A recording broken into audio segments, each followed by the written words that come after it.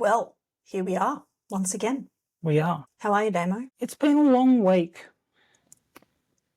It's been a long week and it is only actually a Wednesday. So here we are recording But late I afternoon. enjoyed recording. So Yes, late afternoon. Work first, then record. It's always fun, but we do love chatting with you guys. Welcome to Coffee Chats. Yes, so welcome. We do have our coffees right here in our somewhat hot little hands. It's been stinking hot in Geelong. It has. I've discovered the joys of cold brew. Yes, me too. But I don't know, it just felt like we needed to have a coffee to have a coffee chat.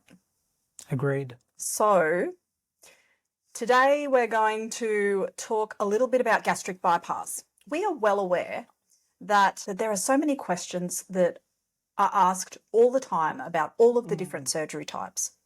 Damo had sleeve, I had gastric bypass, and yeah. Do you think some of the confusion comes because there's so many different names? There are. There's like so many different things that all of these different bariatric metabolic procedures are called. We have the one anastomosis bypass. We have the Roux-en-Y, or the full gastric bypass, or the gastric bypass, or we have the sleeve or the sleeve gastrectomy, or the VSG, or the ABC, or the 1, 2, 3. And basically, today, we're just going to talk about the good old-fashioned gastric bypass, Roux-en-Y, R&Y, the original one that's been around for donkey's years. Since the feast. I don't know if it was in its current form back then, but yeah, it's been around for a long time. Isn't it funny, because so often there's so many comments about, you're having this procedure, and I know someone who it didn't work for. I know someone who didn't work for. That's very extreme. Well, I needed a very extreme intervention because my weight was an extreme problem in my life. And I deliberately and intentionally chose the surgery that had been around for a long time. My very first bariatric metabolic procedure was a lap band, and I chose that because I thought that that was going to fix me, cure me, it was going to be wonderful and great, and it was none of those things. It was a shit show and a really bad time. So for me, I wanted something that had been around for a long time. I wanted something that I knew was going to do the job. Well, I felt it was going to. My surgeon also recommended that for me because I'd had a prior lap band and because I had a reflux, which I still have. But that's a whole other story. So 3 things that I wish people knew before they had gastric bypass. So Damo, I've written them down for you. You can read the title of them if you would like. So it's not just about weight loss. It's a whole lifestyle change. That is something that we have been on a soapbox about for such a long time, because you can be living in a bigger body and you can be healthy.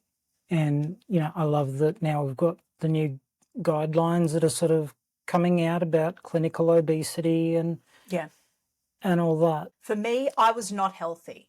I was not in a healthy bigger body. My bigger body was starting to show the signs that it had been that size and increasing in size over a period of 2 decades. And I was starting to get some of the comorbidities that go along with being the size that I was, or that can go hand in hand with the progression of the disease of obesity. That's what was happening for me.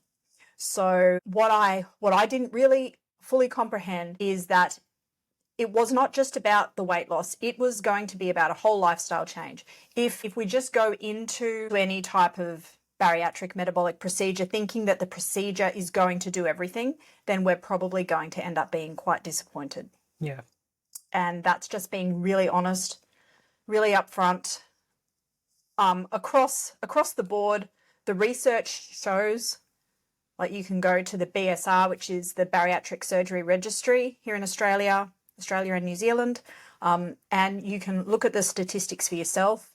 About 80% roughly of bariatric procedures get reported to the registry, which is overseen by Monash University. And you'll see that really over a longer period of time, there's not that much of a difference between all of the different surgeries.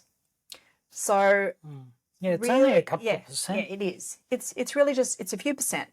So with that in mind, I think if we go into bariatric metabolic surgery with the understanding that it's not just about the procedure, well, obviously we want it to be done well and safely.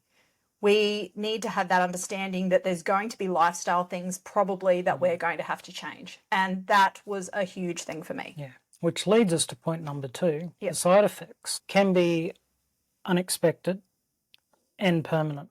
So one of the awesome side effects of metabolic bariatric surgery is a reduction in weight. That is a brilliant and wonderful side effect, and I have been the happy recipient of that. I have also been the recipient of chronic reflux. I've been the recipient of reactive hypoglycemia. I've been the recipient of a number of other different things that perhaps are not quite so wonderful in terms of side effects. But I think it's really important that we do talk about them and we know what they are. Of course, it's not all doom and gloom. We're not about frightening anybody, but we really do need to know and understand what we're signing up for, what we're potentially signing up for. I'm thankful that my surgeon told me right back at the start, he said, surgery can always lead to more surgery. So knowing that off the bat is, I think, a really great starting point. If we're going down this route, then obviously there's a chance down the track that we might need something else. And for me, well, there was a heap of things.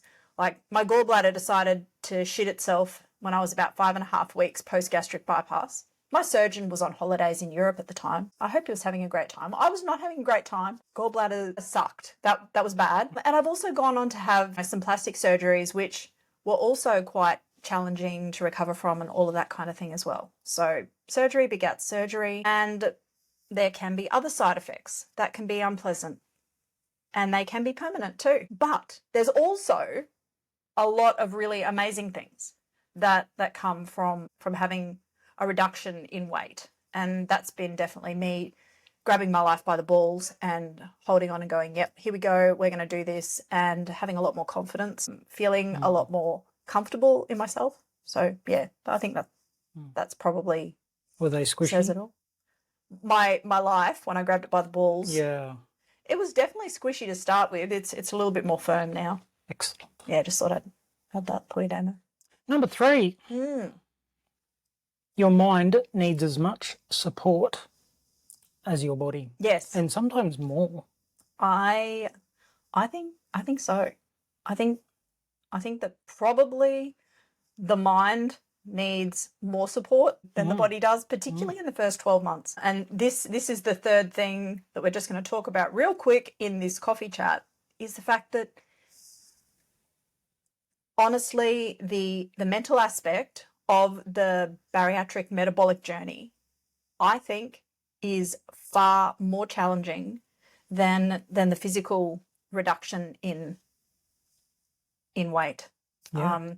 I found the mental aspect of all of that such a head fuck, and there really isn't another way to describe it. Well, I mean, for me, I realised, after I'd had surgery, that my mental health actually played a rather large role in getting me to where I was physically. Yeah. And that doesn't get fixed with surgery. Yeah, 100%. Is so true, Damo. So how we do life, the way that we cope, the way that we manage stress, manage anxiety, the way that we sort of exist within our dynamics, like within our work situations, within our families, all of those things all play a role. For me, I found that I really needed to learn new keys and strategies So my big suggestion to anybody that's considering having gastric bypass is to hook in with mental health supports, with a psychologist and a great team prior to having the surgery. Set yourself up to succeed and to do really, really well. Usually, like not always, and obviously I'm not a doctor, but I know for me that gastric bypass was recommended because my BMI was so high and because of other pre-existing medical conditions that I had. So I was going into what's considered to be, like quite a full-on surgery, and I didn't scaffold myself in terms of my mental health support like I did with having a great team around me and a great dietitian. I definitely regretted that as time went on, and I did get those supports in place, but there was a period of suffering, and I really wish that I'd done it much, much sooner. So yeah, the takeaway is if you're considering gastric bypass, I would strongly urge you to also consider getting that mental health support for yourself. Just understand and know that there's a range of side effects that may or may not happen to you, and to know all about all of that. It's not something to be scared of, and I certainly don't say it to try to frighten anybody away, but we do need to be aware. So ask your team, what am I looking at here? What are the possibilities here? And remembering also, number 3, it is a whole lifestyle change. It's not just about the surgery. Thank you for joining us this week for our 10-minute coffee chat. Yes, thanks, Hope guys. you had a great session and got something out of it, and we will talk again next week. See you later.